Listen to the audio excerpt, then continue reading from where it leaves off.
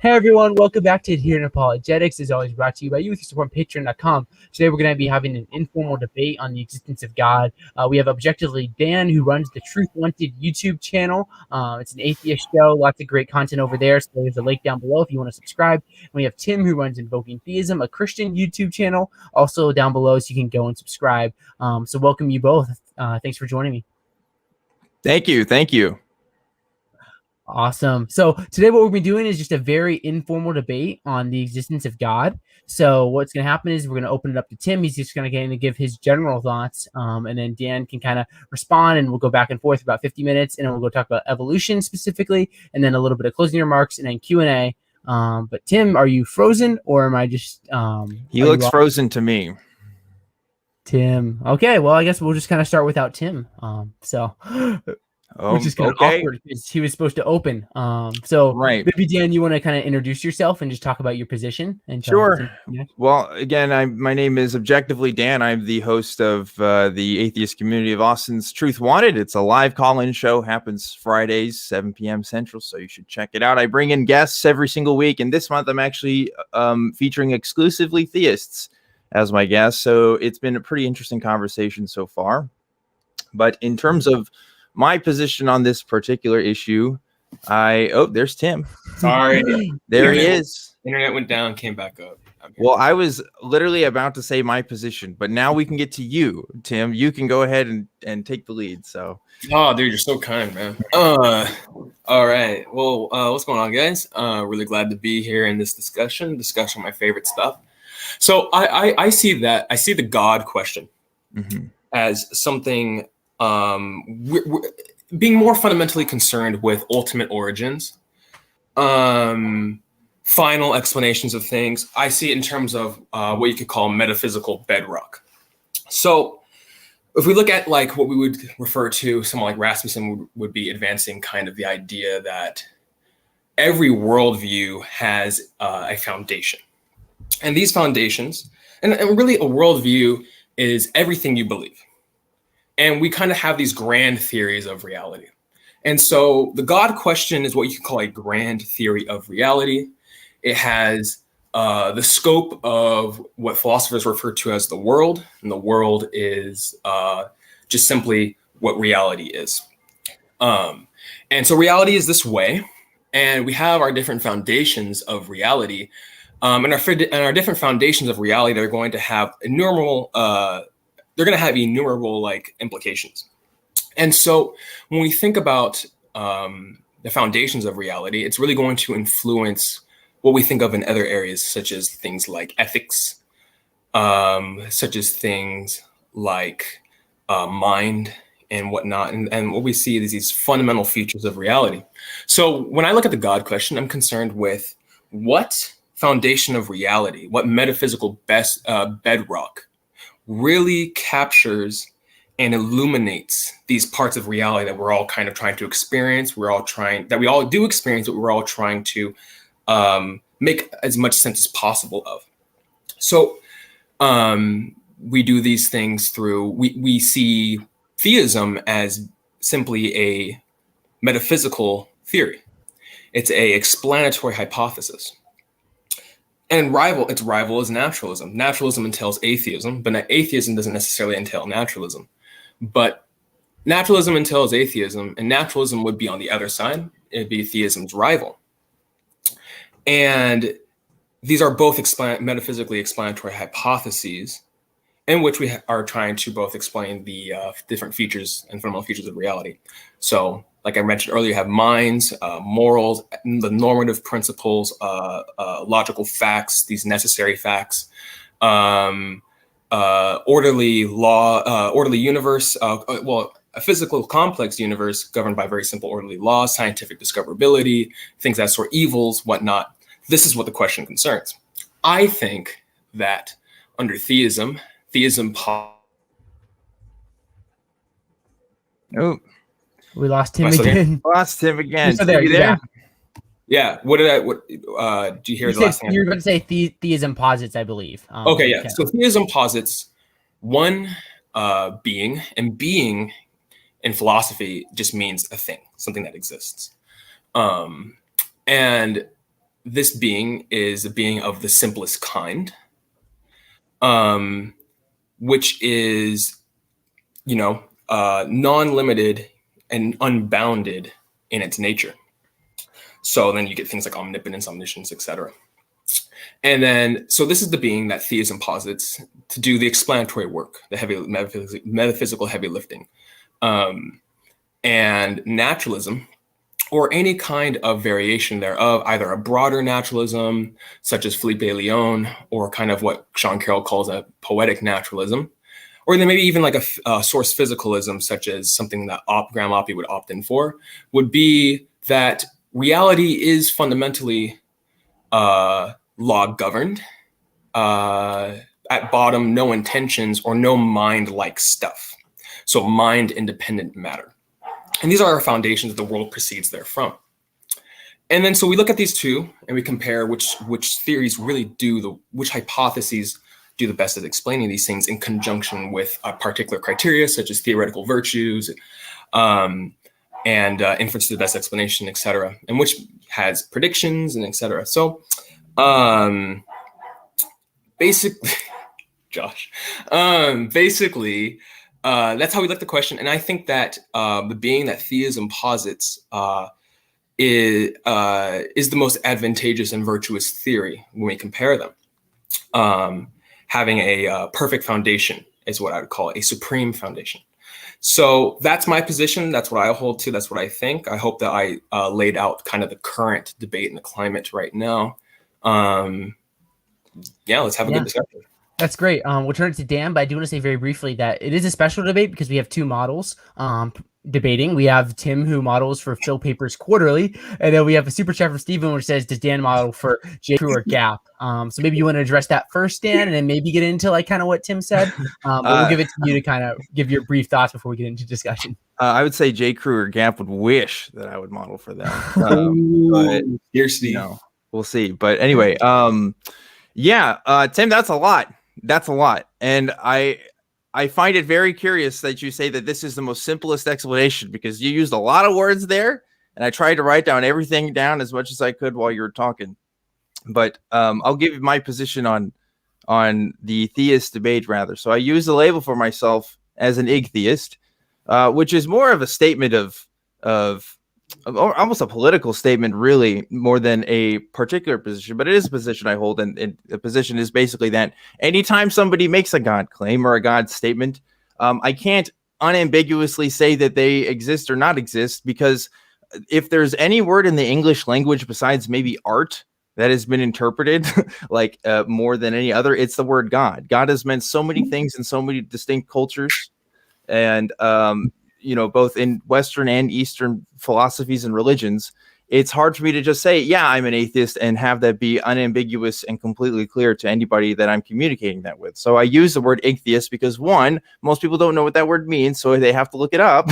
And two, because, atheism itself, again, like colloquially, I'm defined as an atheist, and I do work for the atheist community of Austin. That's fine if people use that, but I make a point to emphasize that, if only because there are people that misconstrue positions for other people. Atheism, while not as broad of a history as Christianity in terms of what exactly that term means in identification, does have mixed ideas about what it means. There's some people that say that atheism is the belief that you know for sure that there are no gods, that you are absolutely concerned with that. Or there are people that say that atheism can be combined with agnosticism, commonly called agnostic atheism, that says that we can't definitively be sure of any particular God came, but we choose not to believe anyway, or rather a lack of belief. So there's different points of view on that side of the pew, so to speak, on what that term means. But I stick with the atheist label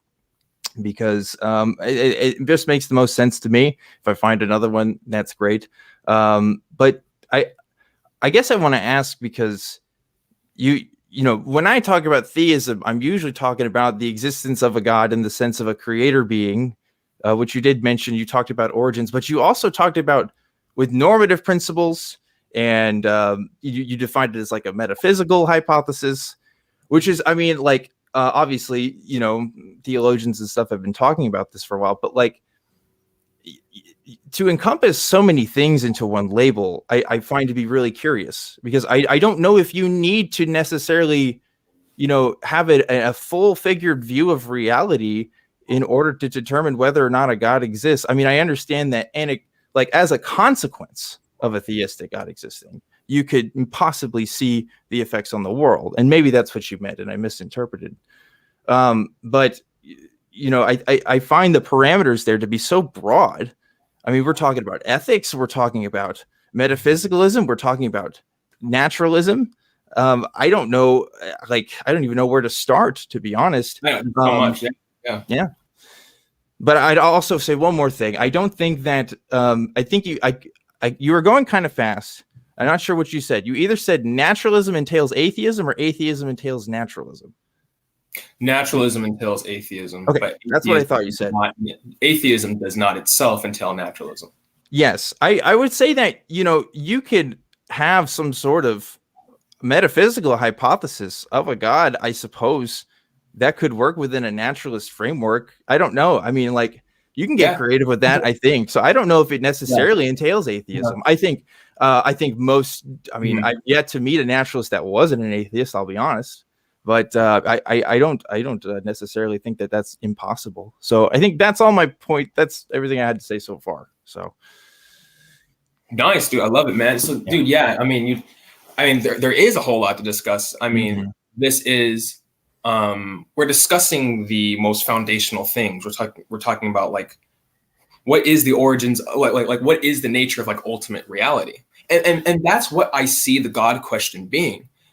Let's get through all the fluff and kind of the surface stuff, and let's really get to what it is, which is reality fundamentally perfect in its nature, perfectly rational, etc., or is reality fundamentally at bottom none of those things, absent of those things, and that's really the question. Yeah. And so when you bring up when I brought up normative principles and things of that sort, let me clarify. I'm mainly meaning that there are features of reality we can all look at. It's kind of like this is what scientists are doing. We see what our measurements do. Our measurements give us we have our data and we write our data down, and then we're basically going, okay, well, these measurements, these features, these phenomena that we're observing, we need to come up with some models. We need to come up with some hypotheses, some theories, to explain these things. And ultimately, I think that as truth seekers, that's really what we're doing. And so when I say things like, okay, reality has these things, it has consciousness, it has beings it has conscious creatures who are aware of moral principles that are rational enough to think about right and wrong in things. And then I go, okay,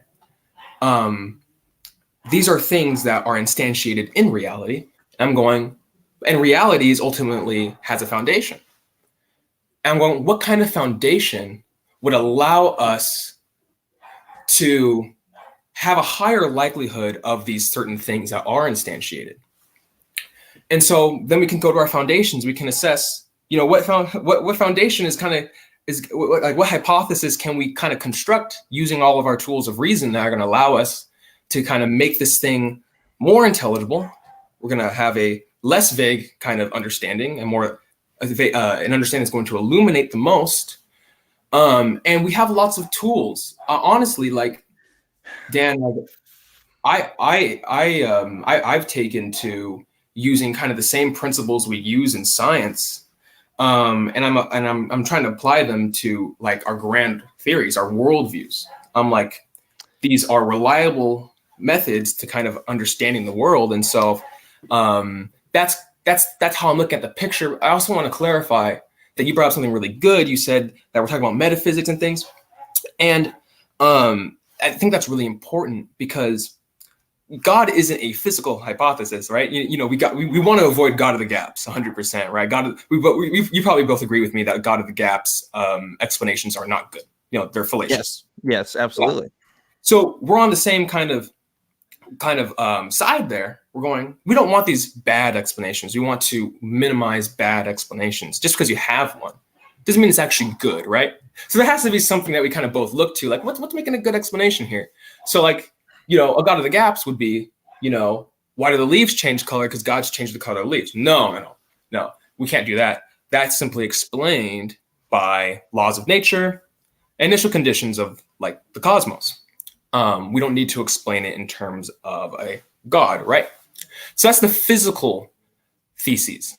Okay. I'm more talking about the God question is the metaphysical theses, which is what explains reality as a whole, not the inner parts, the physical mechanisms. We're not really looking for a mechanism. We're saying like what foundation explains the whole picture. And so we zoom out, and that's what I'm looking at when I'm kind of discussing it. That's metaphysics. Metaphysics is about reality, the nature of things, what things are about. That's ultimately the conversation. Naturalism is just the other competitor in that kind of explanation. And then that's where agnostics sit. Are you familiar with like Joe Schmid? Not particularly. All right. Well, he runs the channel Majesty of Reason, but he's a true agnostic. He looks at these things and just takes a neutral view. Like, okay, we got these naturalist theories. I think they do good over here. We have these theist theories. I think they go over here. Ultimately, can't really come to a decision about what the nature of ultimate reality is and things of that sort. And I'm not saying that we need to be not agnostic. I don't think that our knowledge is ultimately itself going to be certain. All my beliefs are subject to revision, but it's a matter what in our present time now can we kind of say. And then as we just explore more and think more and kind of do what we're doing, I honestly see like what we're doing as like an exploration. Like this is progress. We're coming together, and instead of looking at it like theist versus atheist, I'm kind of like, what can we come together? What lights can we bring together that we both have, and kind of look at this thing? You're going to look at it. Maybe I'm looking at the angle of the mountain differently than you are looking at the angle of the mountain. So that's how I see it. I know I said a lot again, but what are your initial thoughts? I want to get them, and then we can explore them more. So I hear that you want to explore the topic of theism through the language of science, but I don't think that you're particularly asking scientific questions or questions that science could answer. Like asking is reality perfect? That's not that's a subjective statement at best, and certainly I don't know of any scientific tools that could possibly make a judgment like that. And so I think this is where I would have to depart a little bit. I understand that these kinds of topics are fascinating and interesting to explore, but if we're going at this, like science is great for providing simpler explanations to things, but this is again like the most complicated thing. I disagree with this idea that this is simple. Like this is explaining a lot of different principles here. Like I don't understand what it means to say that God is a better explanation over other explanations. Like, another facet of science, or at least a principle that people adhere to, which is not a specific, tell-all rule that applies for every single situation. But the Occam's razor does suggest that we do have to cut out the explanations that make less and less sense to us. And I think over time, well, that's not explicitly what it says. It says that the simpler explanation tends to be the most true one, whatever true means in that sense, but one that we can demonstrate the most simply, right? And I don't see how the God explanation does that. I really don't. Like you asked, how can we make decisions about morality independently between people? Like, I think that can be explained by evolution. I don't think you need a God for that. Or how reality functions the way it is. I don't know outside of this reality, but I don't know what it means to examine something that exists outside of this reality without looking at this reality.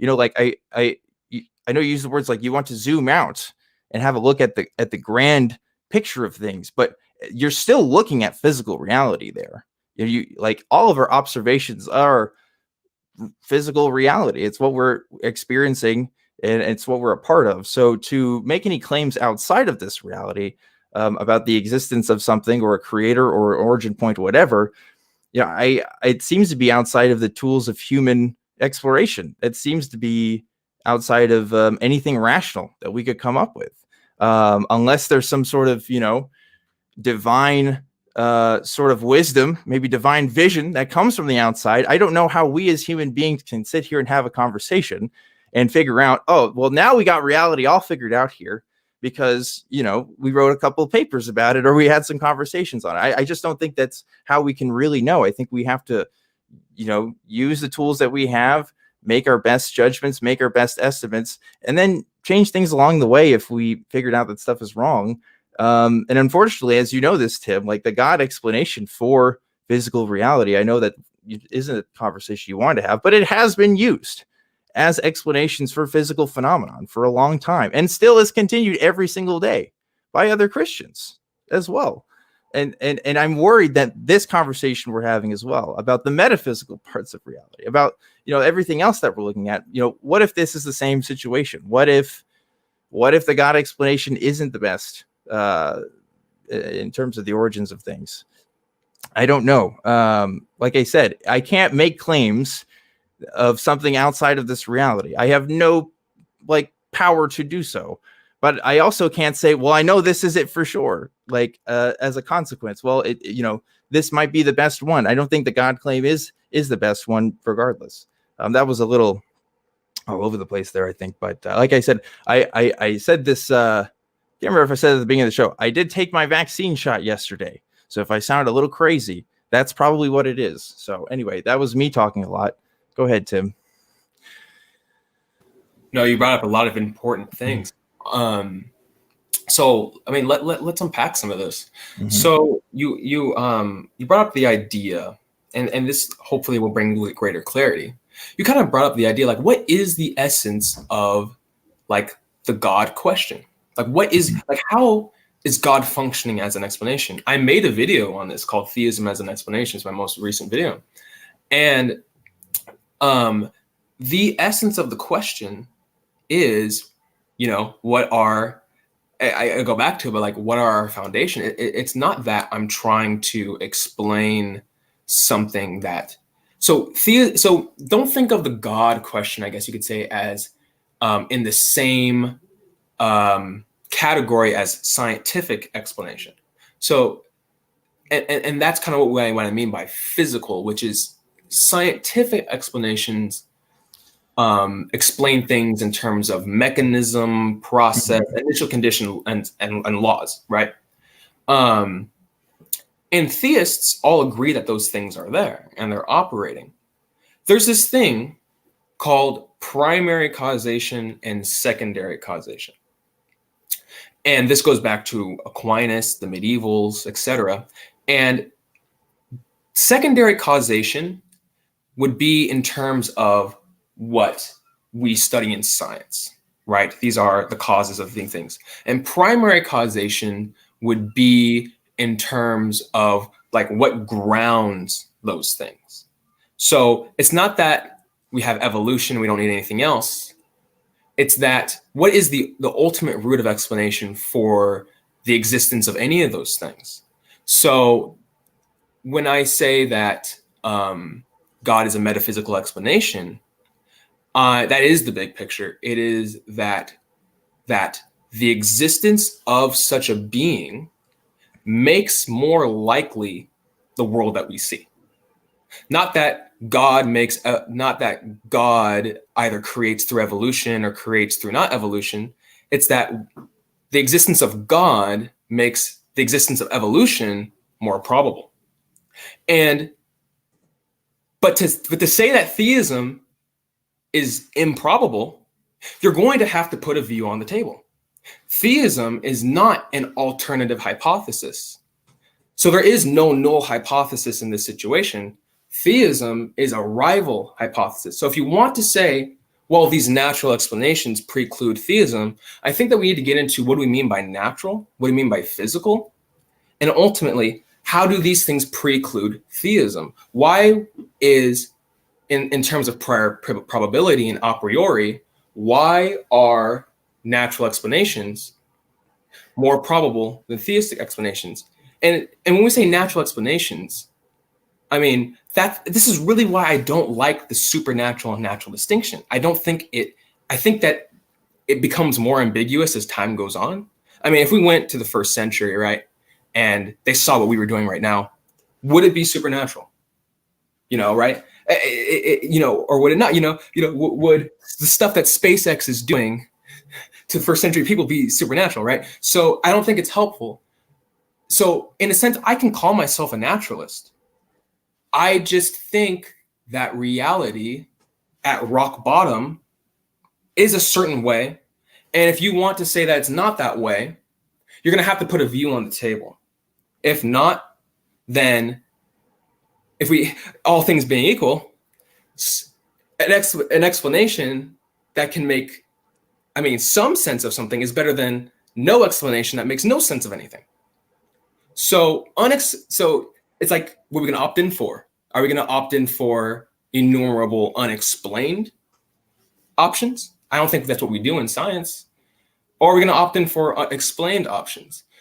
And I think that you pointed out something really good. I think you pointed out Occam's razor. You asked, how do we assess these things? And you pointed one out. You said Occam's razor. You focused on the principle of simplicity, that other things being equal, the simplest explanation is most likely. And so I think that's a key. I think that's a pointer, which is if we look at what explains reality as a whole, call it history. History just meaning the sum total of causal events. Like, what is the thing that makes the sum total of causal events that have occurred in the way that they have? What foundation makes that likely versus not likely? Because when we look at hypotheses, a hypothesis, evidence is supposed to make a hypothesis likely. And then you have evidence that will rule out, disconfirm other hypotheses. So when I think about the God question, I'm thinking, this is reality at rock bottom, and this is everything else. And the naturalist and theist are doing the same thing. They're just saying, not perfect, not mind, not rational. But the theist is saying, no, perfect, mind, rational, everything precedes. So if you want to rule out that explanation, you're going to have to provide me with a different explanation. And so I think that it gets into, okay, well then, like, what is the evidence? How is the explaining working? And notice that doesn't rely on specific things, such as, did the universe have a beginning or did it not? Universe is eternal. Either way, you have a foundation. Doesn't really matter.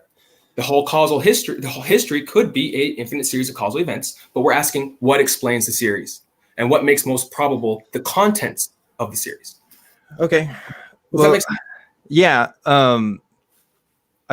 Like you said that you don't want to use the God of the gaps fallacy, but I think you just did. Like, I think you just told me I have to put a view on the table. Otherwise, the God explanation is the best one.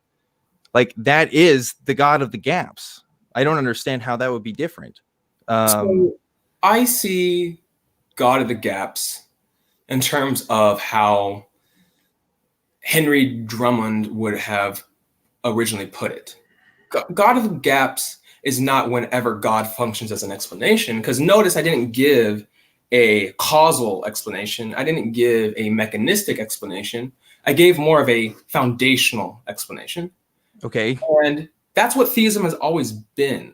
It's never really been about, like, how do we explain the leaves changing color with God? Or how do we explain the existence of a certain limb on an organism with God? That's God of the gaps. It's inserting God into what science can find a mechanism for. Science found a mechanism for color changing of the leaves and lightning. What I'm saying is the existence of atoms at all goes back to a foundation. I mean, I'll be honest, it just sounds like you're doing God of the gaps, but just one step further. I mean, like, we can keep going the metaphysical road all day. Like, well, yeah, like I don't understand how that makes the world more simpler. If anything, it makes it more complicated, because the world is already a complicated place, right? If I were to describe the universe right now, or at least how we got here, like 14 billion years ago, the Big Bang happened, and then all these stars and planets aligned, and then this thing coalesced into what we call Earth, and then life started somewhere, and then at some point evolution was happening, and then somewhere we got to hominids, and then eventually us. Like, that like is already complicated enough, but like to add on to that, to say, and then like God spoke to people on earth in Israel 2,000 to 3,000 years ago, and started a holy book and a tradition and a religion that expanded across the world, and we're still talking about today. Like suddenly that's more to the story than what we're seeing before. Like but the simpler explanation being, well, human beings have always created religions since we've been able to be sentient and conscious.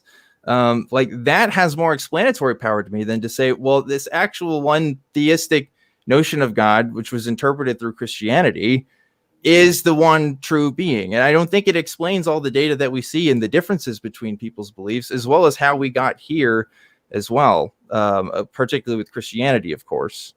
That being like, I don't think Christianity, and we'll talk about this later, necessarily has an account for evolution or the origin of mankind as we know it today scientifically. I think it has classically been at odds with those explanations. And I find it difficult to reconcile those two views there. So okay, so you said there's a lot of things implicit in your language. I want to first say something and get right back to what you said. Okay, I think that maybe this will help. I'm not really referring to that the world itself is not complex. The world is complex. We live in a complex universe. Yeah. What I'm talking about explanations, the simplicity of the explanation. What can explain the most with the least? That's what we look for. That's why I handed yeah, simplicity. Occam's right. That's great. Mm-hmm. What we can explain the most with the least. What I was saying is that the kind of being God is the simplest kind of being. I don't know what that means. Okay, well, I want to say one more thing. You said that you don't think Christianity has an account of evolution. Yeah, we could talk about that later. But in the sense that there's a state of affairs where life is able to modify itself over time. Well, I'm saying historically, Christianity has a narrative of the origins of all organisms on Earth that does not jive with conventional explanations of evolution. I think any attempts to reconcile the two is like a modern recontextualization of like origin story traditions. And we can talk about how, Are you familiar with Richard Rowe? Richard Rowe, the Christian monk guy, or am I thinking of somebody else? The Christian who coined the term dinosaur and was a. I'm thinking of Richard Rohr. Excuse me. Yeah, Richard Rowe was a Christian who coined the term dinosaur and was already accepting evolutionary explanations around the time when Darwin discovered natural selection. Okay. Evolution actually has a great a non-conflictual history actually with theistic beliefs, Christian beliefs, and really, there are many scientists at the time. I mean, even in today's climate, it's really only a small group of the total population of people who a third of Christians in the United States right now. I wouldn't say that's a small group. Well, I mean, that's the thing. The United States is really the only place you'll find anti-evolutionism anywhere. If you go to Europe and look at Christians there, they're going to be evolution isn't a problem. I mean, they don't have this debate in Europe. This debate. Do you guys want to get to this like in the next bit, or I mean, we could just move straight ahead if you guys want. Because I feel like it'd be good to talk about like theism as an explanation for a little bit before, because I know Tim loves talking about evolution. So maybe saving that for about like 15 minutes from now. Sorry to kind of butt in. Oh man, okay, yeah. Well, he wanted clarity, on like what God, the earlier thing about God's simplicity. Yes, I don't know what you mean when you say God is simple. I just don't know what you mean when you say that. Yeah, Zach, how much time do I have to get? I mean, I'm pretty flexible. But I was planning about like 15, 16 minutes going into like the Christianity and evolution thing, if that works for you guys. But I don't know. Sure. It's up to you guys. I'll give the best I can given the time. So I'm thinking about simplicity in two senses. Simplicity, syntactically, And then simplicity in terms of essence. Something's nature. The essence of God is a kind of being who has no composition. So this has composition. There are parts that are united that make up what we call this water bottle. It has different parts. They come together. They form this water bottle. God is the kind of being that has no composition. God cannot decompose into anything. This water bottle can decompose into more microphysical objects until you bottom out at like up-down quarks, stuff like that with different charges. But God doesn't have that. So God is, think about like an unextended but infinite point of existence, of pure existence, that is simply supreme in its nature, meaning that there's like no differentiations in its nature. God's knowledgeable, but God's not going to need to have knowledge via the mediation of neurons. God simply just knows without any mediation, but he knows in a way that is unbounded. So there is no lower bound or upper bound in God's knowledge. It's just knowledge, like absolute knowledge. God is absolute. You can think of God as like absolute being. And so we can describe God with very few semantical content, a perfect, absolutely perfect being, with absolute power, absolute rationality, absolute existence, necessary existence. That's what would follow. God's essence includes existence and things of that sort. That's what we see God as. And so God is the simplest kind of being. There is no, if you look at the simplest particles we have, they're going to still have some kind of geometrical physical structure. They're going to have some charge. And those are ultimately, in the end, contingent properties, where God doesn't have any of those. So God is simpler than kind of any particle we can see. So okay. Yeah. You just gave a very complex explanation of God. He is absolutely powerful. He is absolutely knowledgeable. I mean, like, I don't know how you could get the adjective simple from that. I really don't. Like, I understand that if we look at things at a molecular level, yes, they're still complicated. But yeah, molecular things are still complicated. That doesn't mean that we can also equivocate and say that God himself is simple. And I also don't know how you know any of this. Like, I don't know where this knowledge comes from, because I have not been able to observe a God with any of these features my entire life. You're the first person to tell me of a God of all of this stuff. I mean, besides, what I've read from other people who've talked about it, but like, I don't know how you can make observations to that effect. And if you are making observations to that effect, isn't that examining the physical world to coming to conclusions about things, which is not the enterprise of science? Like, I'm just very confused. I just don't know like how to come to this conclusion rationally. I just don't know. Dude, I really appreciate your honesty about that. I mean, really good. Yeah. I think this is kind of a great time to kind of think about, like, like, did what I just say, did I just make that up in 10 seconds? Or did what I say actually, is there a way we can assess these things? Is there a way, is this coherent? Does this correspond to reality? I'm a correspondence theorist when it comes to truth. I think truth is that which corresponds to reality. So I'm with you, man. I want to kind of uplift that. So what's awesome for you in your situation is that there is so much literature on this topic. Or just, I mean, like, and these views, I look, I get it. Like, I get there's books of people have written about this stuff, but that I can look at this stuff all day. I don't know if it's going to make any more sense to me than what you can just talk to me in a conversation with. Because look, I can make a similar explanation. Like, if we're trying to prove the point that God exists, if we're starting with that assumption, then we'll have to necessarily come to attributes about him. Like if I believed, for example, that there's a secret organization that runs the world, and I have to attribute things to, well, they must be all powerful because they're so secret that nobody's been able to find them. And they must have people everywhere doing their will, because there's so many governments all over the world doing things and corporations doing things. They have to be able to do these things. Like, I can come up with these after the fact sort of rationalizations for my belief in this secret, all powerful organization. And that says nothing about the reality or the existence of that organization.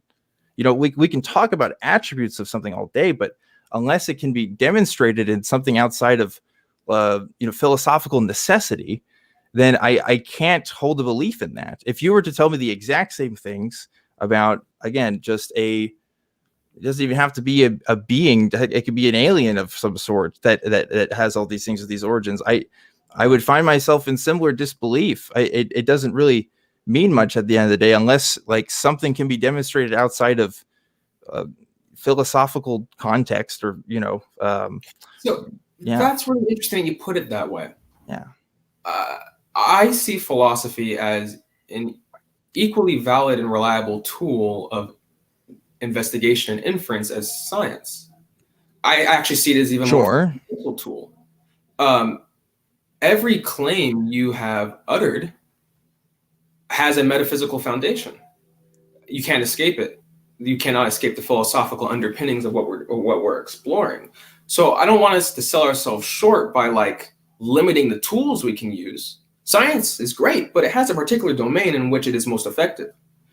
I think that we can see clearly through our direct access, given our direct mental awareness of logic, and using and being consistent with the rules of reason, we can like sit down, we can like investigate these things. Science is a great tool, and like epistemology, logic, philosophical logic is also a great tool for assessing the internal consistency and coherency of particular things, whether or not there are any defeaters in which we can come up with that would lower our confidence and the probability of something being actual, like those types of things we get into.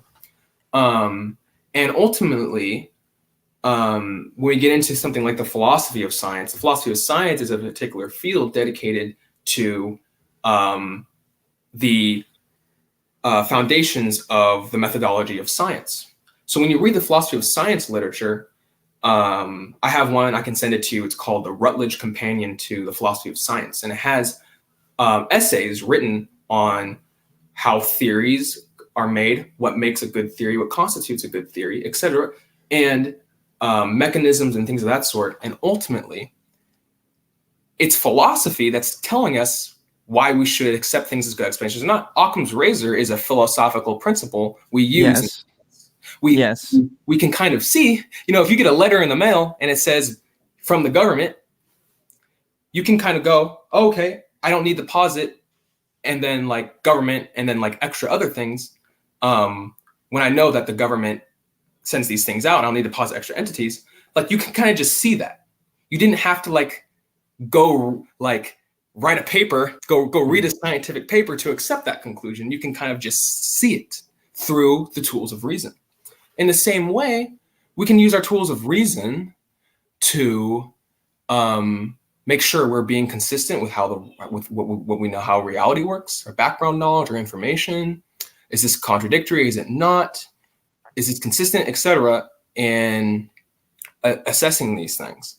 I also want to say another thing, which is like, if you're positive, like if your secret organization example, or if your alien example makes the most predictions, has the greatest explanatory power to explain what you're trying to explain, then like all things being equal, like we should go with that explanation, like if that, like we posit atoms because they best explain our measurements and our effects. We didn't like we see those things.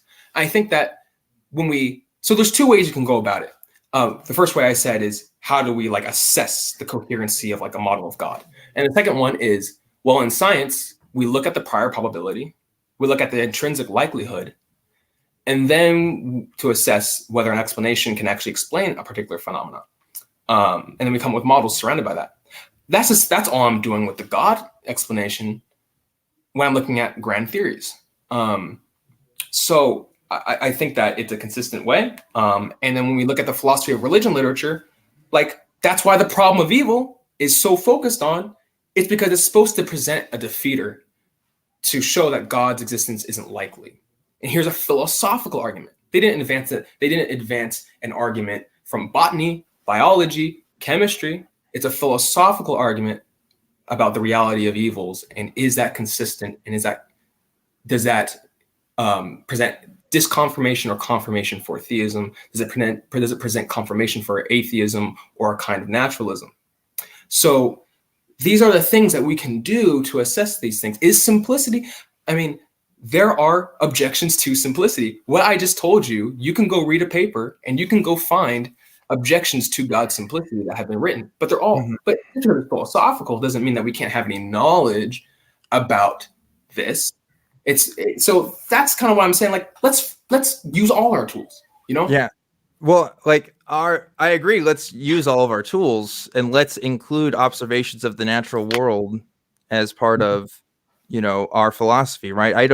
I'm familiar with the literature on the philosophy of science. Okay. Like, I think every good skeptic should start with working with Karl Popper and figure out if this whole falsification thing is actually the best epistemological method of knowing things, right? Like, I understand that portion of it, but let's go back to my example with the secret organization. Okay.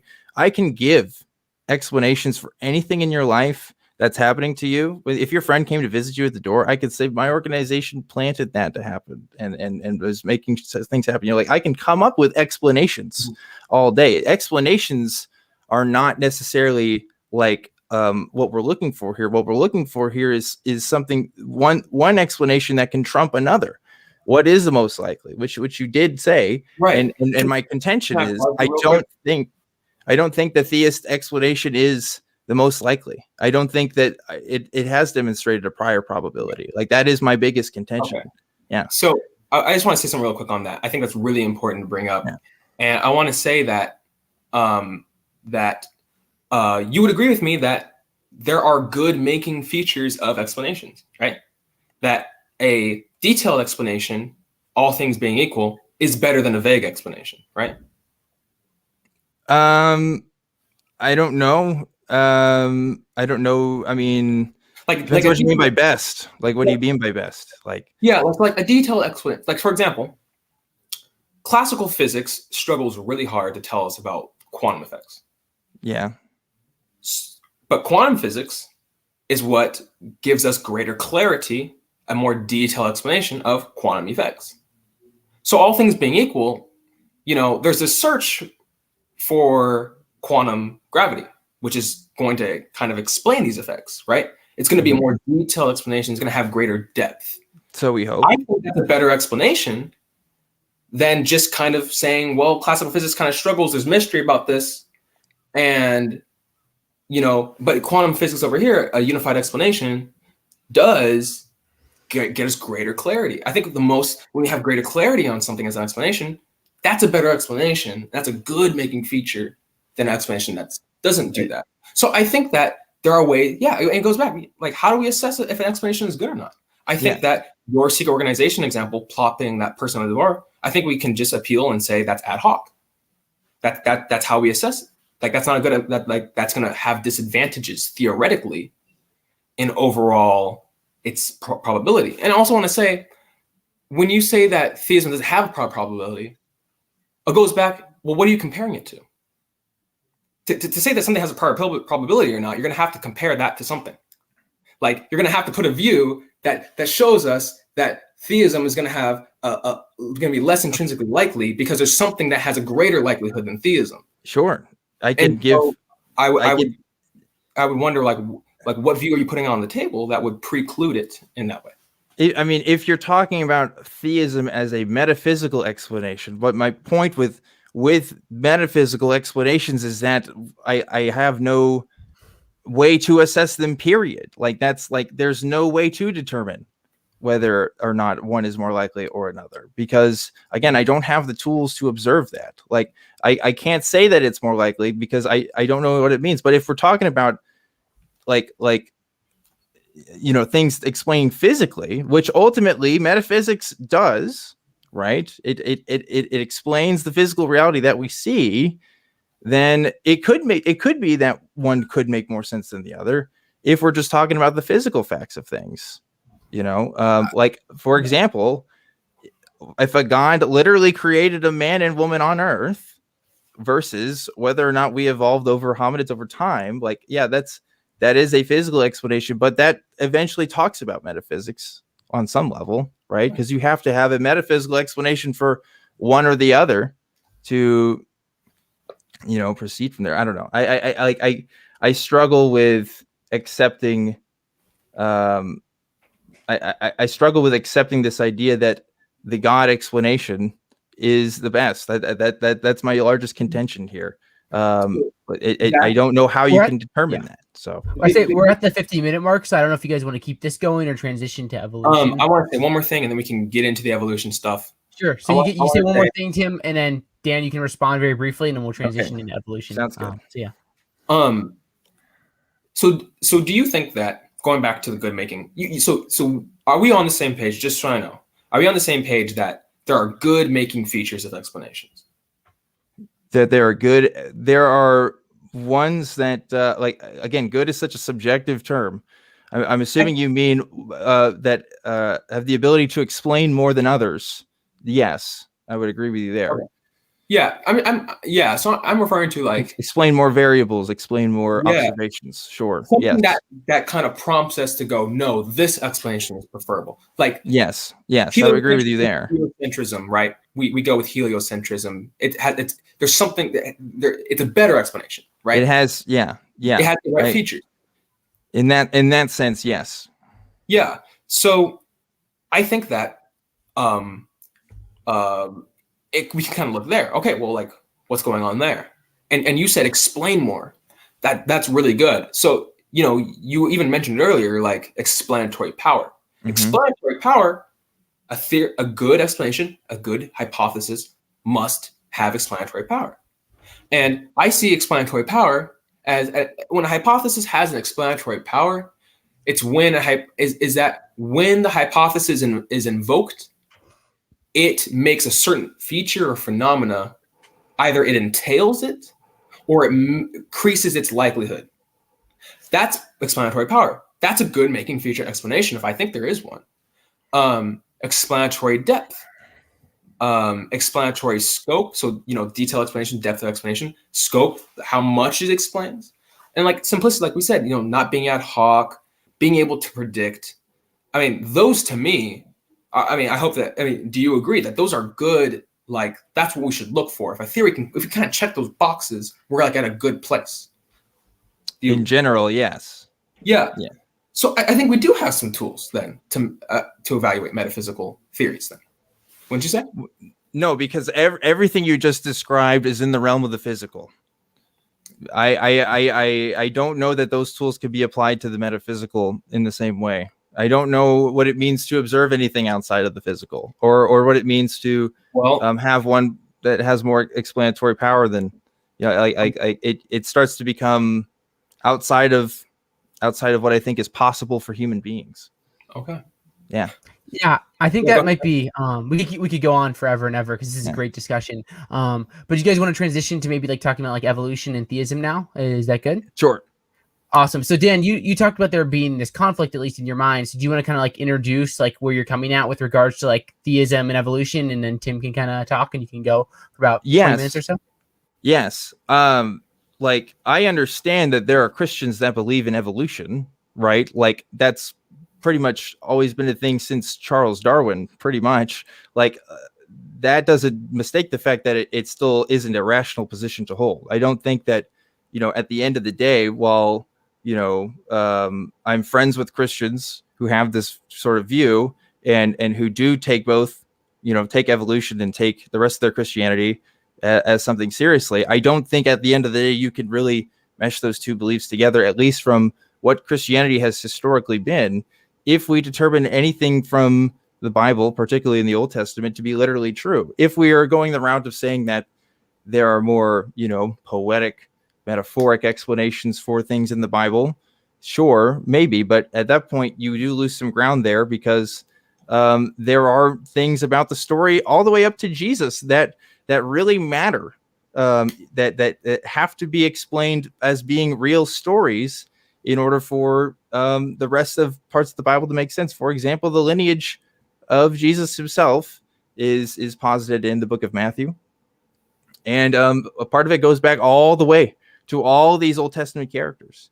And when Jesus is talking about stories like the story of Noah and the story of Jonah as well, I mean, there's no indication to me that there is an interpretation there that says that these are completely metaphor. I don't know, obviously I don't speak the original languages that any of these books were written, but I find it hard to believe. I am incredulous of the idea that we can just take this tradition that's been told, which again, and I understand not all Jewish people, interpret these stories as absolute literal, but it doesn't make much sense either way to me. If you're taking, these facts into account, the Genesis narrative is one that does not align with our current views of science, and our current views of how organisms on life continue to thrive. So I don't know what it means really to say that you're a Christian and you believe in evolution. So I don't know how you can really reconcile that at the end of the day. Like I don't know if I could be a Christian and say that I also believe in evolution, because I genuinely am not sure what that would mean for me. Yeah, well, hopefully I can bring you some greater clarity on that. Evolution, for the record, I think most people know, is my favorite field of science to study. And I grew up thinking the exact same thing as you. So, but now I'm in a different position. So I find that really funny.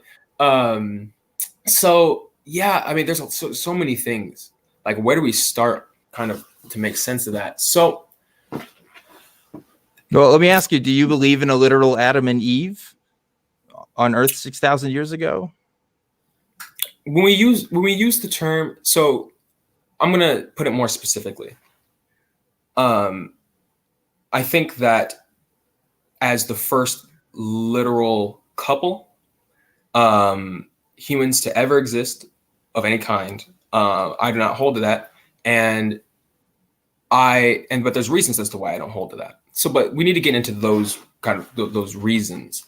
So when we look at scriptural texts such as the Genesis story, how familiar are you with hermeneutics? Are you hermeneutically, what's your interactions with hermeneutics been like? I'm hermeneutically aware. I don't talk about it too much outside of apologists, I suppose, but yeah, I'm aware of some of the methodologies there.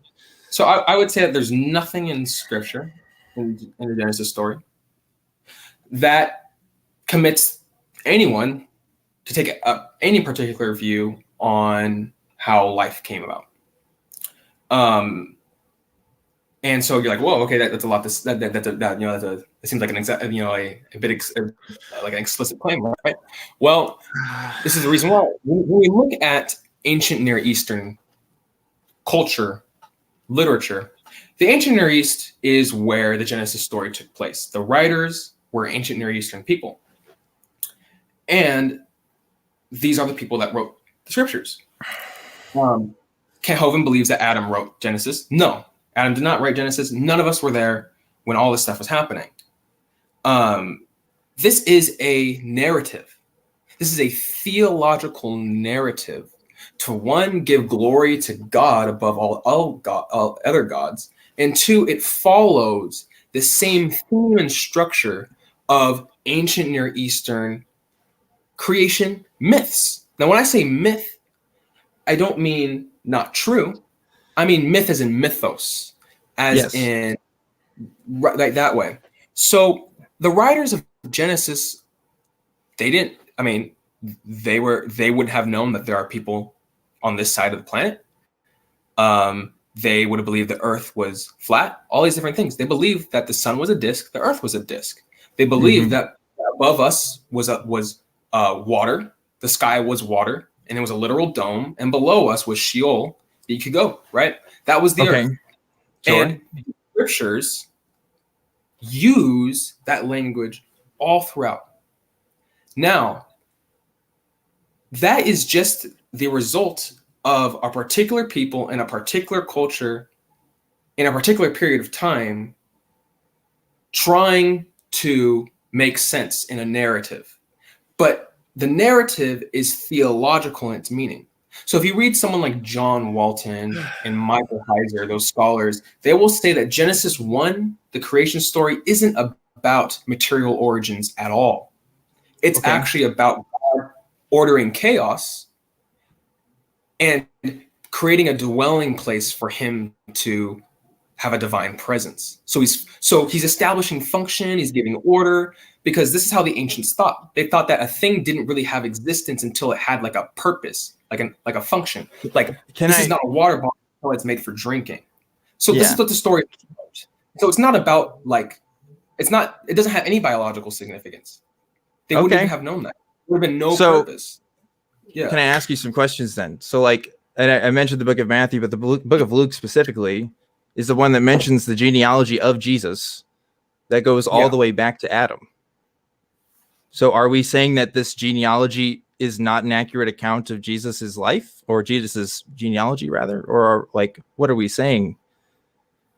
Yeah, so what we're saying is that when we look at how the genealogies employed worked, we actually see them. We actually see the same structure of genealogies used in other cultures, so non-Israelite nations. So I guess I want kind of your view. I guess like you don't describe it to be a literal truth. Like you don't think Jesus Christ was descended from Adam.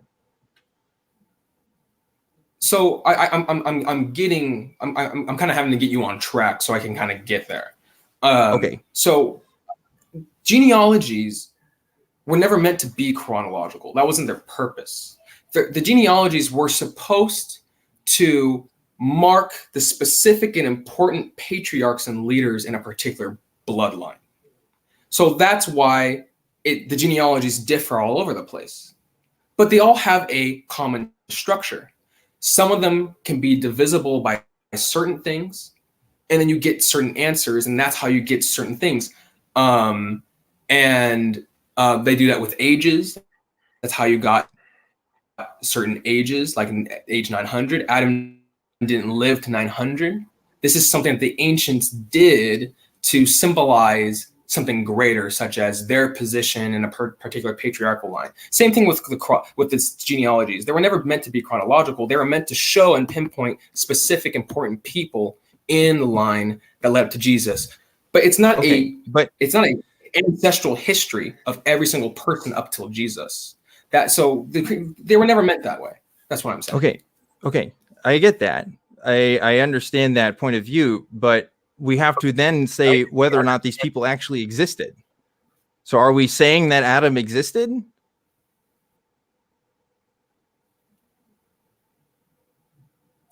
Sorry, Tim, you there? The internet's a little choppy, but yeah. Can you hear me? You're good.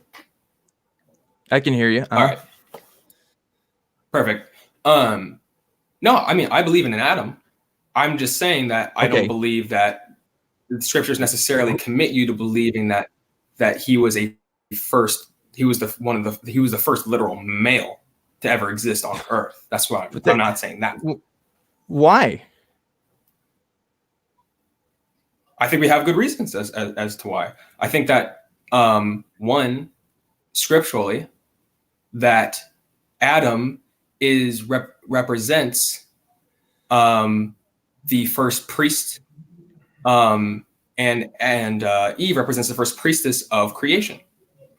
Adam and Eve were to be God's representatives, his image bearers. They were to bear God's image, and he was their representative. You can almost think of it as like them being a first covenant.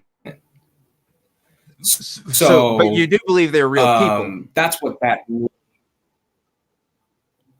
Yeah, I have no reason to think that there wasn't people that were seen as with the role of Adam and Eve. I have no reason to doubt that. Okay, well, I do have reason to think that they were personal people. So, sorry, the internet's kind of cutting out here. I'm not sure if you can do a refresh or something, but it's kind of getting harder to hear you. Hold on, let me rejoin. Okay, I guess I'll just kind of hang out with Dan for a moment. So Dan, how's it going? Going all right. I'm just trying to figure it out. So is your problem with Yeah, do you want to kind of like share your worries a little bit more then here while you have a moment? I mean, like, if we're reinterpreting, I mean, we can reinterpret these stories all day. Like, like, I don't understand, because if we're going to go this way, then there's a lot of other Old Testament stories that need to be taken into account. And now we're having this question of what's real and what's not. What is it literally saying? Because the Bible says that God created Adam as the first man on earth and Eve the first woman. And now we're saying that that's not a true thing. We're saying that this is actually a metaphor pointing to something else. But how is any Christian in their right mind supposed to know that outside of having a deep and learned understanding of Middle Eastern cultures from a couple thousand years ago? I just don't. It doesn't seem very reasonable to me to conclude that this is like the correct and right interpretation. What I'm hearing is ad hoc, because now we have explanations of evolution, like explanations about the history of the Middle East and the Jewish people and their cultures there, that don't match up with the accounts of the Bible. So it seems like we're trying to play this game of figuring out, well, how do we make it fit, instead of coming to in my opinion, the simpler explanation, which is these people had ideas that were wrong, that they had explanations for things, and they had these kind of cultural stories that were significant to them, but ultimately were not descriptions of reality, at least in any meaningful sense. I mean, like these, it doesn't just stop at Adam. We're talking about the Nephilim. We're talking about the earth being flooded, and all animals on earth being on an ark 2 by 2. Like we're talking about a lot of different stories here that are like predicated on like, God doing these things in reality. And Jesus was all right with that. Like, I don't think Jesus necessarily believed in interpreting all these things as metaphors. I think there was an understanding, at least in the Christian texts that I've seen, that these were, and in the writings of Paul as well, that these were literal events in the timelines that they came to. And I don't know, again, it seems ad hoc to me. But yeah, I know. Let's see if Tim's still not there yet. He's getting there. So to summarize, there's an interesting question we can look at, just like Tim's getting set up here in the live chat, which I was going to say for Q&A, but we can go now because I think it'd be good with like where we're at the end. It says, have you looked into like the early church fathers and their interpretation of scripture, such as like Origen and Augustine? Because I think these are like prevalent people who would deny like they'd accept being like an old earth and some sort of evolution that they lived way before Darwin.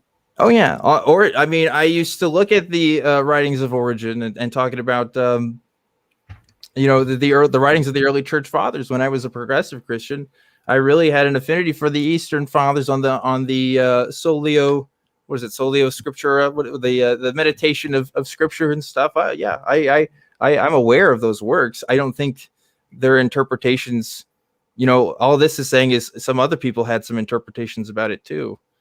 Okay, but was that been the majority of the like we have to define what is Christianity. What is the absolute truth of it? Because Christianity has been a nebulous thing that's been redefining itself since the days Jesus has been walking the earth. I don't think there is a one true absolute version of Christianity. And I don't think there ever will be one. I think it's going to look different 50 years from now, just as it looked different 50 years ago. So it's hard. Yeah. Anyway, go ahead. Yeah. Can I just say, very briefly, like we're unpacking a lot of things here. But I'll leave it to you guys for maybe about like 10 more minutes before we transition here, if that works for you guys. And I'll let you guys just kind of take it where you want to go. Mm-hmm. All right. Cool. Awesome. I'll head out then. And Tim, you can kind of respond, and I'll come back in about 10 minutes. Yeah. So, I mean, you're familiar with the concept of mere Christianity. Yes. Yeah. C.S. Lewis. Yeah, God does exist. Mm-hmm. He raised Jesus Christ, and Jesus Christ is your salvation. Yes. And then, like, that's Christianity. But man, there's so many assumptions in there. There's so many things. I mean, you have to Right. believe in miracles. I mean, you have to believe in it, that Jesus was the Son of God, which has its own theological I mean, like, that's really not as mere as people make it out to be. It's very complex. Every belief system at its core has fundamentals, and then it's, well, as finite human beings with our like primate brains, right? Like, how do we make sense of all the implications? And like, that's everything else you're referring to, like, you'll get a bunch of Christians in a room. I know that if I go to a church, there's going to be no one professing to be a Christian that's going to be really saying that I don't believe in God. I don't believe that Jesus Christ died for my sins and that I'm saved by him. There's really going to be no one in there saying that, but it's going to be different people saying things like, well, I believe, I'm a partial preterist. And someone else is not going to be a partial preterist. They're going to be more of like a dispensationalist, right? But like, that's not Christianity. That's how we make sense of certain ambiguous things. And honestly, like, that's a symptom of fundamentalism. I mean, this is what fundamentalist Christianity teaches, is that everything should be understood fully. Everyone should have all the same ideas and there should be no ambiguity. But the Bible is supremely ambiguous. I mean, it was never like it's ambiguous. You have to wrestle with ambiguity, just like how we have to wrestle with ambiguity about how we understand the world. But I understand. I get that. Clear, though, I just want to say this: what's clear in Scripture is salvation. Anyone at any point in their life can understand salvation and how to obtain it. I mean, what's the point of being a Christian? It's to love God and then go tell other people so that they can also love God too. I mean, we can discuss the Nephilim, we can discuss the genealogies, but I mean, Christianity is about salvation and love for God and understanding how to be like Jesus Christ. That's what the scriptures are for. If you read 2 Timothy, I think, First, 2 Timothy, it says the scriptures are useful for growing in righteousness, correction, and reproof and things. Like, that's what the scriptures are useful for. Sure. And they are. So I don't think it's fair to point out that, throughout history, certain Christians have had certain debates over certain things. And you have the Orthodox, you have the the Greek Orthodox, Coptic Orthodox, you have the Catholics, Protestant. I don't think that's fair. I don't think that you should, that's the right. I think it's absolutely fair. I don't know why it wouldn't be. Why do we believe things now in science that we didn't believe 1,000 years ago? Because we have this, it's because of science. Like, I think we have so many Christians that understand and accept evolution because we know evolution to be, extant because of science. There was no Christians professing evolution before we discovered evolution. Right.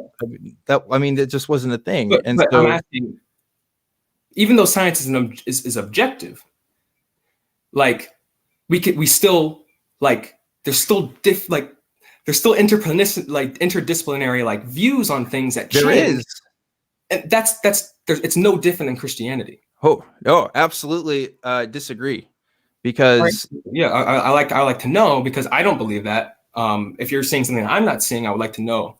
Well, we get better and better at defining the tools that we use to observe the world around us.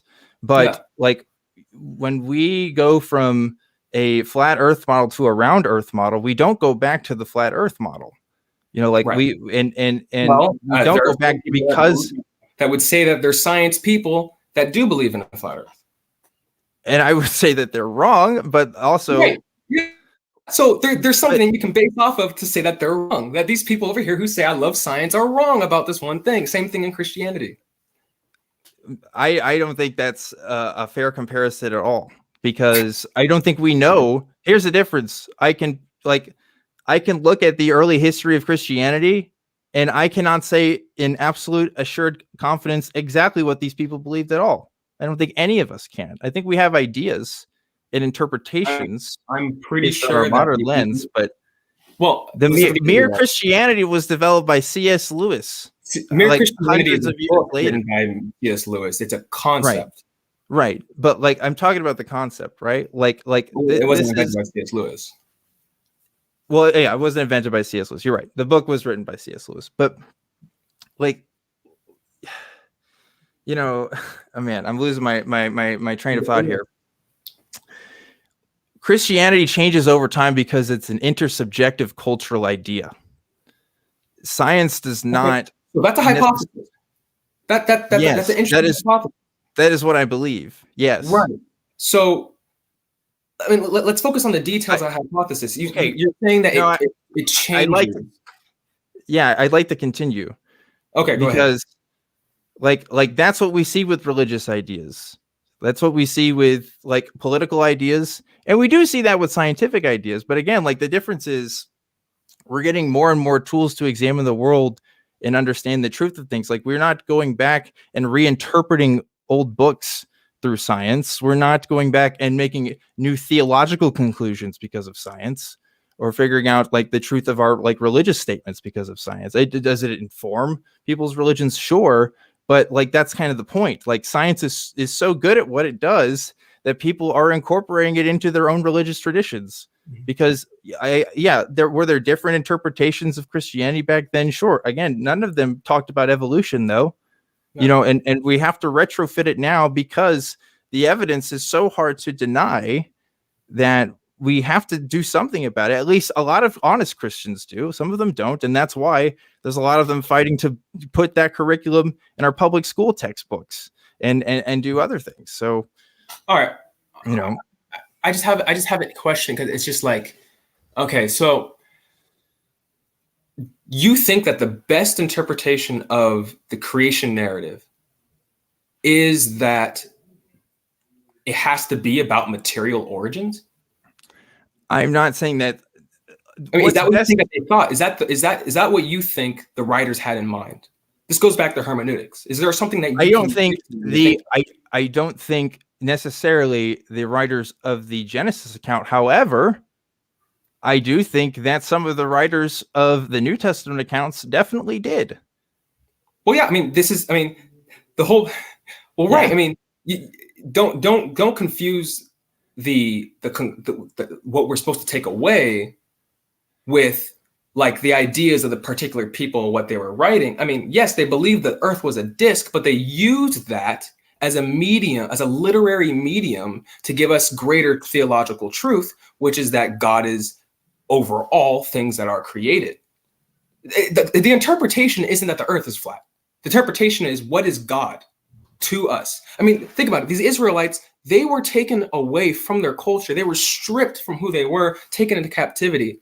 And so they're writing a polemic against their captures, going, yes, no, we're not going to worship your God. Our God ordered the cosmos. He takes the presence, and we are his people. That's the story. The story isn't right. The Earth is flat, that the Earth is an organism. It's in the center of the soul. That's not what the story is about. And you'd have to give me some reason to think that Christians that interpret that way, scholars, Hebrew scholars, Hebraists, Hebrew scholars, yes, certainly, but early Christians definitely believed, like in literal interpretations. What they wanted people to take away did the ancient Near Eastern people want us to believe the Earth was flat, or did they want us to believe that God ordered the cosmos? Well, I don't think the Jewish people intended Jesus to be their Messiah.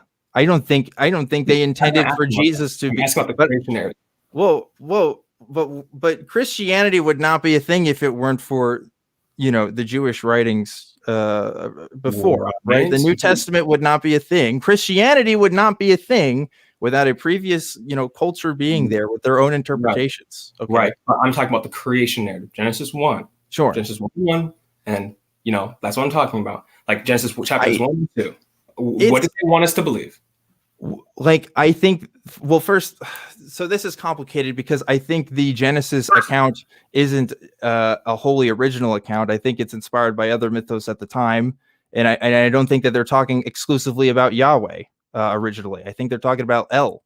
And that's why you see what they call the royal we in Genesis chapter 1 is really, if you look at the original language, is talking about El and the council of gods that are there. So my views on that is going to be way different from yours anyway.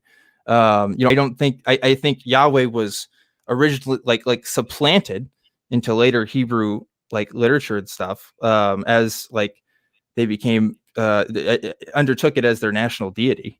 But you know, that's a cultural history there, that I don't think, you know, I don't know how that matters to the question, but well, if anything, it only proves my point, I guess, because like they had totally different ideas about what they were writing about, and then other people in the Bible had totally different ideas about what they were writing about. Like Christianity and Judaism has never been like one specific idea, so it's hard for me to sit here and say that my like, internet. I have no control over that. I'm sorry, guys.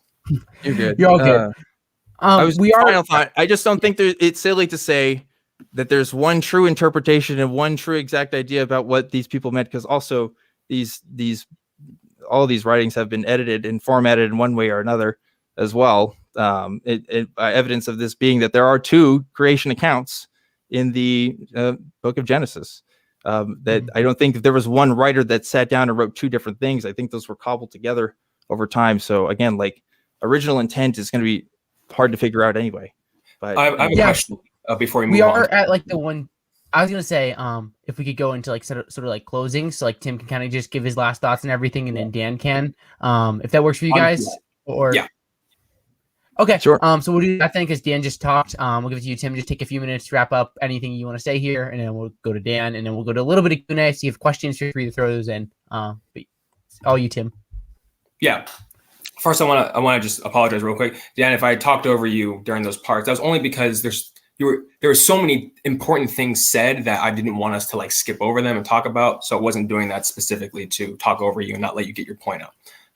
Just want to make that clear. I appreciate that. Thank you. Yeah. I do want to say though that if you're not familiar with a scholar named Ben Stanhope, he recently came out with a book called Misinterpreting Genesis: How the Creation Museum gets Genesis wrong, or something like that. And he compiles a multiplicity of scholarly work on these particular issues. I think that this single book is a refutation of traditionalist fundamentalist views about Genesis entirely. I would highly encourage you read that book and look at all the different sources he cites, because they address. It's hard to take away that we really can't understand what the ancient Near Eastern people were trying to get at. So I would just say that. I also like to say that I really enjoyed this conversation.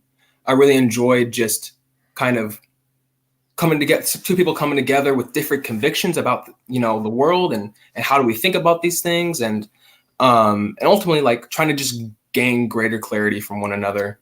And I think it was a collaborative process. I really enjoy it. And I mean, we covered so many things. Like Zach said, we could talk about these things for hours and a day and years, and they have been. But I think I understand Dan better and where he's coming from, and I really appreciate that. And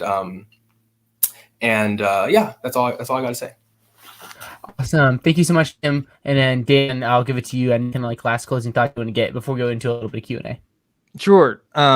First, I'll just respond briefly to the conversation we were just having. I like, like we can talk about the original intent of these authors all day, but they, again, my point still stands that they weren't talking about an evolutionary worldview. They had their own ideas and their own mythos and their own cultural attitudes that they were putting into these texts. So, you know, the topic was supposed to be how evolution and theism, you know, can make sense. And, you know, we ended up talking about fundamentalism there, but like, I still don't know how they make sense. Like I still have not been given an explanation there. And then that's because we, you know, went all over the place. But like, you know, from my understanding of how the world is, right, we, again, you know, 14 billion years ago, the universe was a thing. Several billion years ago, we got the Earth. Then we have all these organisms slowly coalescing together. Then at some point, apes and other hominid species. And then we form together into tribes. And then like what happens next is, does Yahweh suddenly talk to somebody in the Middle Eastern regions? And are these people prophets? is God talking to Jesus, and Jesus is saving all of mankind? Does Jesus know that we're all descendants of ape species? Like those are questions I've yet to have real good answers on. I don't know what that means in the Christian worldview to say that we're accepting an ancient earth and we're accepting, evolution and everything that comes with that to be true. But that's my thoughts on that. Final thoughts on tonight. I appreciated talking with you, Tim. I appreciated your explanations on things. I think this. I like how you phrased it. That this was a collaborative process. I don't typically do these kinds of conversations, so this is new for me, and I'm glad I got the experience of doing it. I think there's definitely more to be said from our conversation. We can certainly explore things at a different time. But at the end of the day, what's going to convince me of the existence of God is got to be more than, well, I said a bunch of stuff, but you got to read some more books on it to really make sense of it. We got to start from somewhere. And I know tonight was more of a introductory to your thesis on that. But I'm still an atheist. Maybe you can change my mind on that. We'll see. And maybe you can change my mind on what I'm doing. For sure. Yeah, that's great. Thank you so much, guys. It's been so much fun. We'll go to a little bit of Q&A here to wrap things up. The first thing I can't pull up on the screen because it's a little past, but Plantinka's Bulldog says, can you ask Tim to explain what it means for hypothesis to be simple? He's just worried about having a clear idea on that. And explain why theism explains these things more. So do you want to talk a little bit about simplicity, Tim, and going back to talking about does God exist? Yeah. So he just wants clarification on the simplicity on. Okay. Yeah. So the criterion of simplicity is well acknowledged across the board in philosophy of science as a virtue of a theory. These are things that we call theoretical virtues. There are many papers written on theoretical virtues. Simplicity is one of them. Simplicity is the most important one because simplicity is going to decide, all things being equal, which theory is most likely. So every part of your theory, what you build into it, is going to affect simplicity in one way. And so simplicity has takes the form of Occam's razor. Don't want to multiply unwarranted entities beyond necessity, or you don't want to multiply unwarranted entities for your explanations. And so a hypothesis is going to have going to be more intrinsically likely if it is a simpler hypothesis. How is a hypothesis simple? Well, I can look outside and consistent with our background knowledge, I can see that everything is wet. I can go, well, a bunch of birds came together and spit water everywhere. So positing lots of birds. And they're spitting water everywhere. So takes more to explain this theory than simply it rained. It's one entity, something that is consistent with our background information. Rather than the birds hypothesis, or let's say that there has been construction, a demolition job happening at this particular site, and you've been seeing that there have been trucks going to and fro from the day, but you conclude that in the middle of the night, a troop of baboons came, wrecked everything, and that's why everything was demolished. Well, I'm going to say that the demolition crew is going to be, everything else being equal, a more simple explanation than the baboons. Take a scientific explanation. We're looking for a unified theory of quantum physics and classical physics. And we're just looking for one theory that gives you classical effects and quantum effects. That's a lot simpler than just appealing to quantum effects and classical effects and not having them have any relationship to one another. But the unified theory is going to be simpler because it only takes one thing to explain both things, rather than positing both things that are still mysterious. So these are just certain ways we can look at simplicity. So it's going to be very much, this is what we look for in our explanations. And so the hypothesis likelihood will be increased because of that. Theism, what I'm arguing with theism is that we look at one God. It's one God and explains everything, versus a theory that posits, let's say, multiple universes, which is going to be filled with innumerable particles governed by innumerable laws to explain its effects. So that's how I see the God hypothesis being simpler, is that one being that's unbounded, and versus some quantum state with a certain amount of energy, with a certain amount of particles that can produce a certain amount of universes.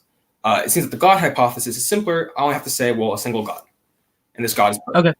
So that's what I'm saying.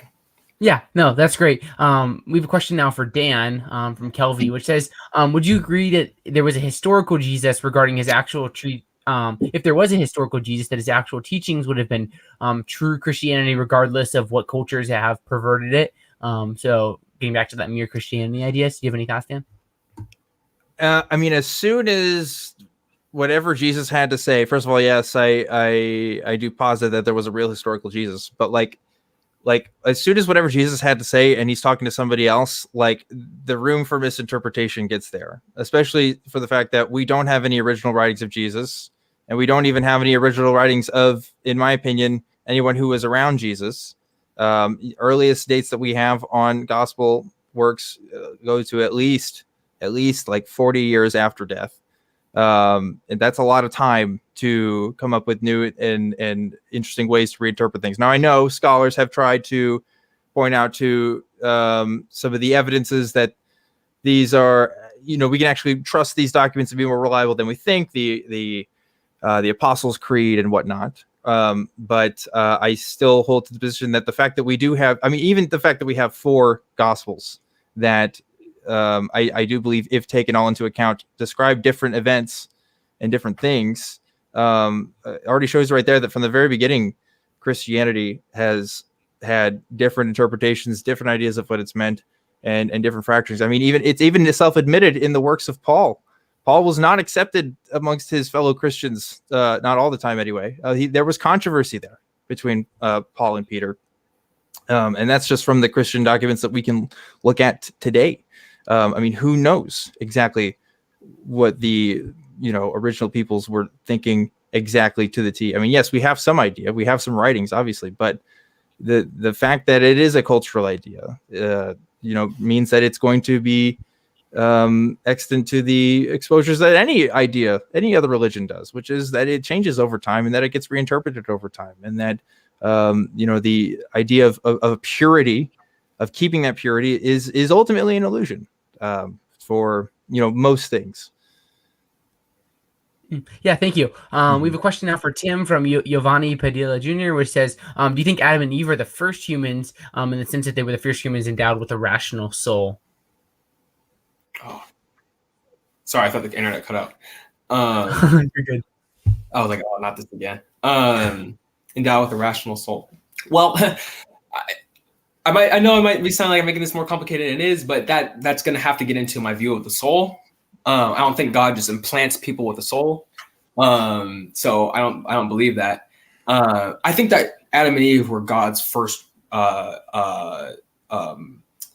chosen representatives of humankind. That's what I believe. So, yep, other humans outside the garden.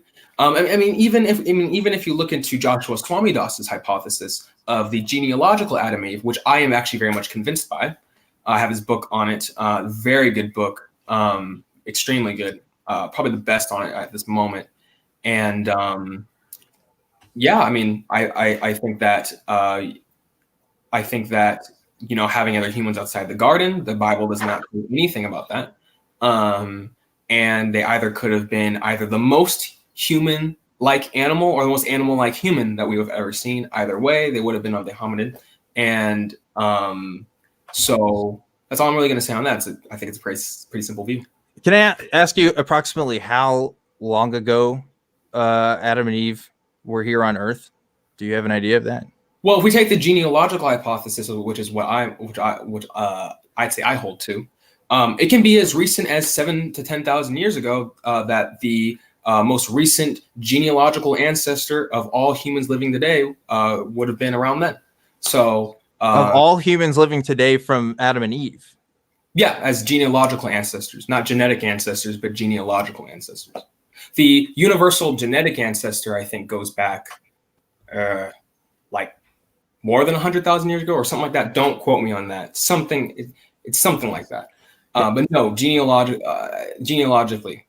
Can I? I'm sorry, I keep asking questions, but I don't know the difference. What do you mean when you say genealogical versus genetic ancestor? Yeah. So like I'm genealogically like related to like my great grandfather, but if you look at our DNA, I mean, rarely do we really give DNA like to like that's noticeable enough to make these grand inferences. So, for example, there's such things called genetic ghosts and such. We have a lot of genetic ghosts when we look into the evolution of humans. I think that's what they're called, genetic ghosts. Yeah. So genealogy is like the ancestry we always think about. Like, oh, I'm genealogically related to my great grandfather, but I'm genetically related to my parents in this way, etc. So we would have received our genomes from not from a couple, but from humans arose as a population. That's what population genetics tells us. Genealogy is very different than genetics. It's gonna be about. So I guess my question is more of a specific clarification. Like, you believe all humans on Earth are descended from two specific human beings, like all human beings currently living today, modern humans. Okay, that's interesting. Yeah, and what's really awesome about Swami Das's book is that there is nothing in science that actually can disconfirm or confirm it. It's very. I strongly disagree with that. I'll tell you that right now. Actually, I don't want to get into a debate on this right now, but as we're getting close to the end, Josh's book is actually endorsed by an atheist colleague of his who says like, yeah, the science is sound in what Josh is saying. It's just the theology, which you have to take by faith. So it's my college. Yeah. I guess I went to a different college because my anthropology classes definitely didn't say that we all came from two specific human beings at one given time. So I don't know. I think we all agree. I think you guys agree here. It's just you're saying it differently. I mean, Dan, if you look into genealogical ancestry, genealogical ancestors change all the time. So in the future, it's going to be a different genealogical ancestor pair than the next generation of humans. It's not a controversial claim. It's just that genealogical ancestors change all the time. Genetic ancestors, though, universal genetic ancestors, though, take a long time to get to. So genealogy is very different than genetics. So no, your anthropology class should not say. But it's been, the book and the hypothesis has been approved and endorsed by people who don't even believe that there was a historical Adam and Eve, but they're saying, yeah, there's nothing I can find in the science that will actually say, no, this hypothesis is false. It's just a theological really debate at that point. So maybe that can clear something up. But. I guess I'm still not sure I understand the difference. Like if you're still saying that two human beings were eventually like the result of all I get that's true at like some level, but you're saying that happened 10,000 years ago, which like isn't my understanding of how we know human beings. A recent universal, the most recent universal genealogical ancestor, I'm saying, can happen as recent as 10,000 years ago. Okay. Genealogically speaking, I might not be explaining that well enough, but so were there were human beings before that? Yeah, but they just didn't have souls. No, oh yeah, there's that part too. Thank you for giving me that part of the question. I totally forgot about it. Yeah, no, I mean, my take on the soul is that any living organism with conscious identity that's what the soul is. It's our self. It's the self. It's the conscious self. We build our souls over time, actually. So It's our identities. That's what the soul is. And I think, and it gets into my greater metaphysics, because I think that consciousness is I'm an idealist. So everything's in consciousness, everything's mental. So then objects of mentation, other mental objects, would then be, I guess, eternal, because consciousness itself is eternal. So I don't think that God like implants a soul. That's just what our identities are. That's what we refer to as the soul. I'm not a dualist. I don't think that there's this soul in the brain controlling everything. No. Okay. I think we are at about time here. So if you guys are good, we can wrap things up now. Yeah. All right. Yeah. Any other questions?